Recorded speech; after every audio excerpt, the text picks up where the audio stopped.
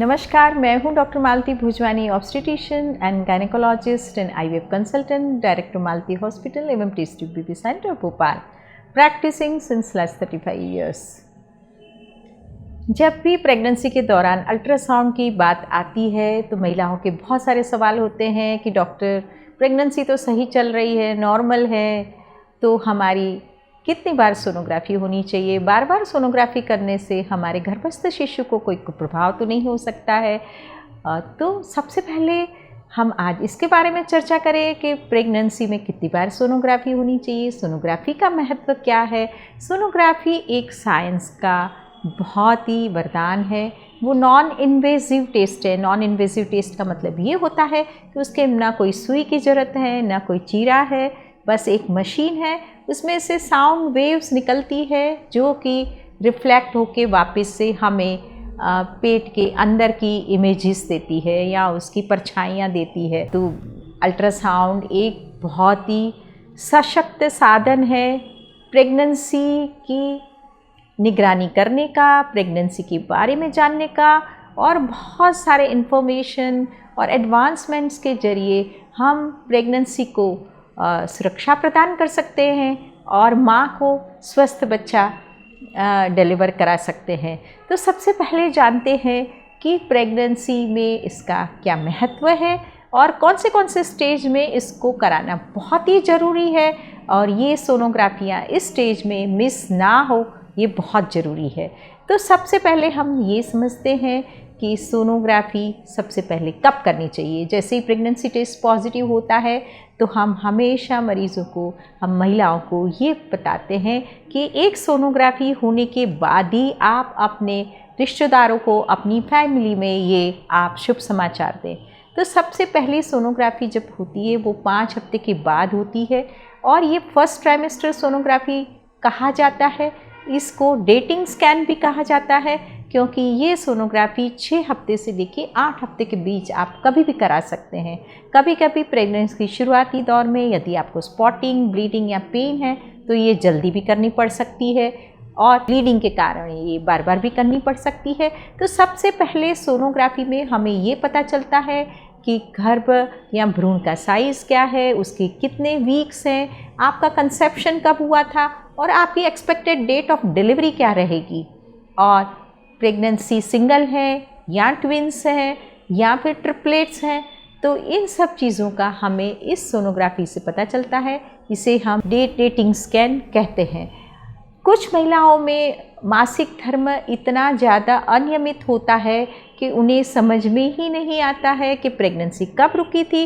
उन लोगों के लिए भी ये सोनोग्राफी बहुत ही सटीक उत्तर देता है कि आपकी डिलीवरी डेट कब होनी है, आपका कंसेप्शन कब हुआ था। तो ये तो हो गई डेटिंग स्कैन की बात।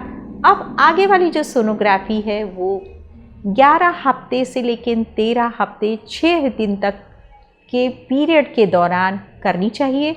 इसे हम अर्ली एनॉमली स्कैन कहेंगे, या लेवल 1 स्कैन कहेंगे, या NT-NB स्कैन कहेंगे। ये सोनोग्राफी भी बहुत ही महत्वपूर्ण है। ये किसी भी महिला को ये सोनोग्राफी मिस नहीं करनी चाहिए, क्योंकि ये देखा गया है कि 12 हफ्ते तक बच्चे के सभी अंग बन जाते हैं, हमें बहुत सारी विकृतियों का पता चल जाता है। इसी कारण इसी सोनोग्राफी, और ये 12 हफ्ते में यदि हमें बहुत सारी इन्फॉर्मेशन मिल जाती है, और यदि बच्चे को कुछ ऐसी जन्मजात विकृतियां हैं जिसमें उसका अस्तित्व को नुकसान हो सकता है या उसको लाइफ के बाद बड़ी चैलेंजेस आ सकती है, उस केस में हम प्रेगनेंसी टाइमली डिसकंटिन्यू भी कर सकते हैं।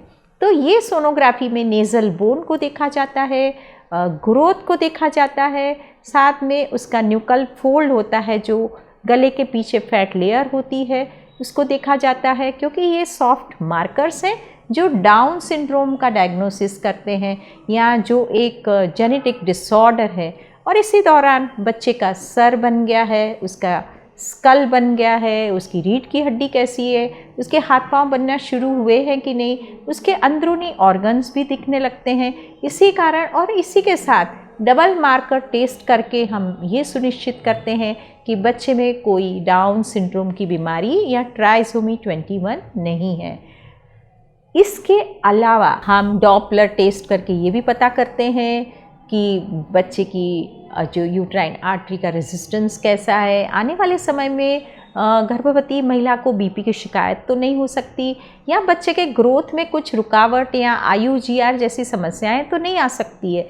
तो ये भी हम सटीकता से उसका डायग्नोसिस या प्रिडिक्शन कर सकते हैं।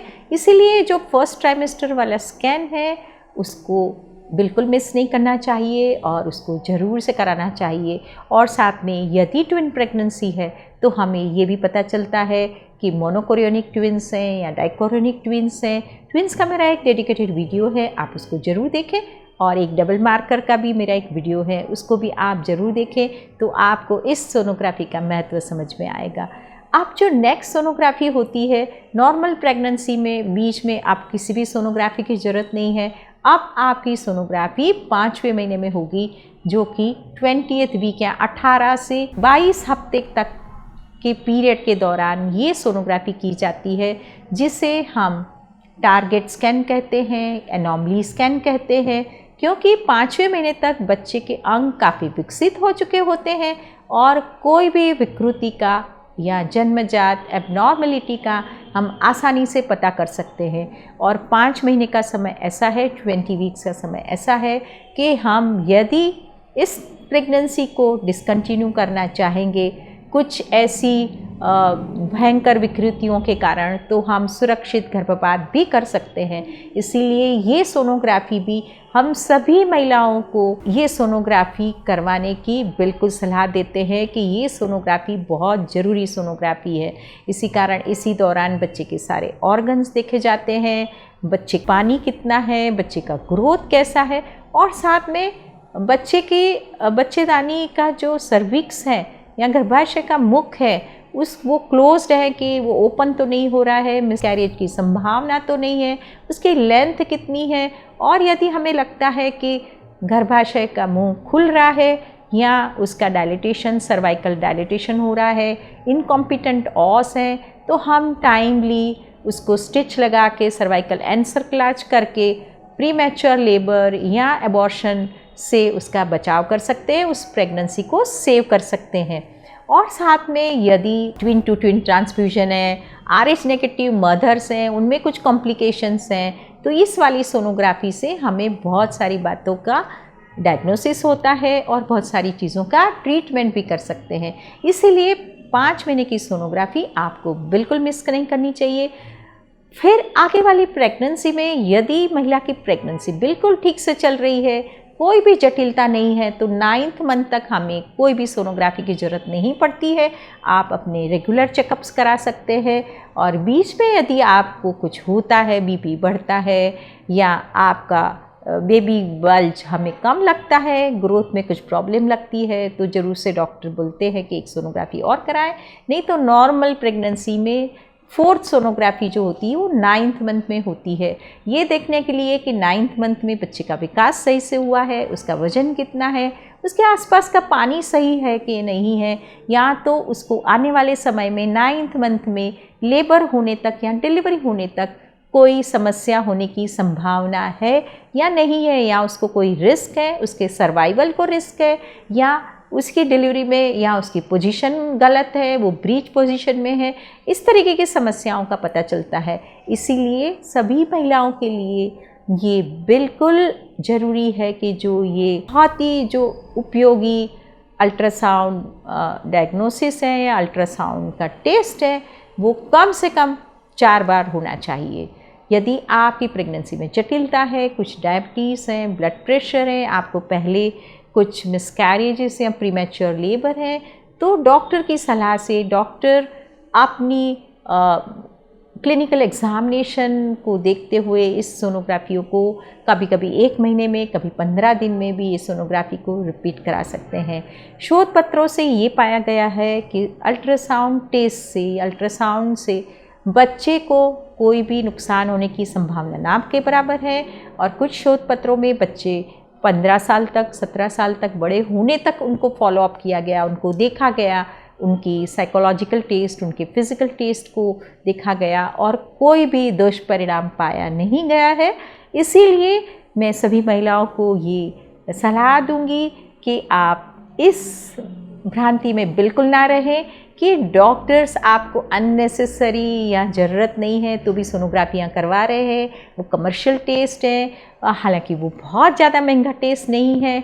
और डॉक्टर्स हमेशा ये सोचते हैं कि हमारे जो पेशेंट डॉक्टर के भरोसे आया है, तो डॉक्टर्स हमेशा अपना ये फ़र्ज़ समझते हैं कि स्वस्थ माँ स्वस्थ बच्चा, उसको उसकी प्रेगनेंसी अनइवेंटफुल रहे या उसकी प्रेगनेंसी स्मूथ रहे, उसमें कॉम्प्लिकेशंस ना हो और उसका स्वस्थ बच्चा हम डिलीवर करा सकते हैं, तो इससे ज़्यादा संतोषजनक कुछ भी नहीं हो सकता।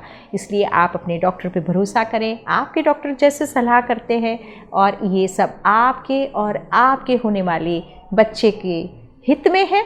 इसीलिए इस चीज़ के लिए बिल्कुल डाउट ना पाले। पुराने ज़माने में जब हमारी दादी है, नानी है, इन लोगों ने डिलीवरी करी तो ये सुविधा ही नहीं थी। जब साइंस का आविष्कार हमें बहुत सारी मदद दे रहा है तो हमें उसका फ़ायदा उठाना चाहिए। फिर भी आपके मन में कुछ डाउट्स हैं, कुछ कन्फ्यूजन्स हैं, तो आप मेरे कमेंट बॉक्स में डाल सकते हैं। Wish you happy pregnancy. आपको ये वीडियो अच्छा लगे तो आप इसे ज़रूर से शेयर करें। नमस्कार, धन्यवाद।